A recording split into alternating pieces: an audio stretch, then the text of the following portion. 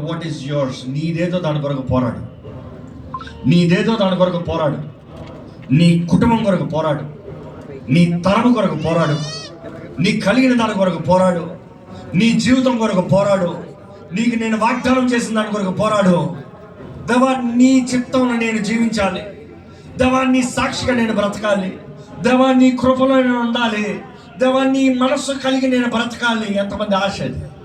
అపవాదికి చోటిస్తూ అపవాది తరంగా జీవిస్తున్నారు చాలామంది. అపవాదికి చోటిస్తూ అపవాది ప్రజలుగా బ్రతుకుతున్నారు చాలామంది. ఈరోజు దేవుడు కోరుతున్నాడు నువ్వు ఆయన సొత్తుగా బ్రతకాలని. దేవుడు కోరుతున్నాడు నువ్వు ఆయన బిడ్డగా బ్రతకాలని. దేవుడు కోరుతున్నాడు నువ్వు ఆయన సాక్షిగా బ్రతకాలని. దేవుడు కోరుతున్నాడు ఈరోజు నువ్వు స్వతంత్రం కలిగి వెలిగించబడిన వాడిగా, వెలిగించబడిన జీవితం కలిగి ఉండాలని. అపవాదికి చోట వద్దు అని దేవుడు చెప్తున్నాడు. మీ పక్కన ఉన్న వాళ్ళు చూసి అపవాదికి చోట వద్దని చెప్పండి.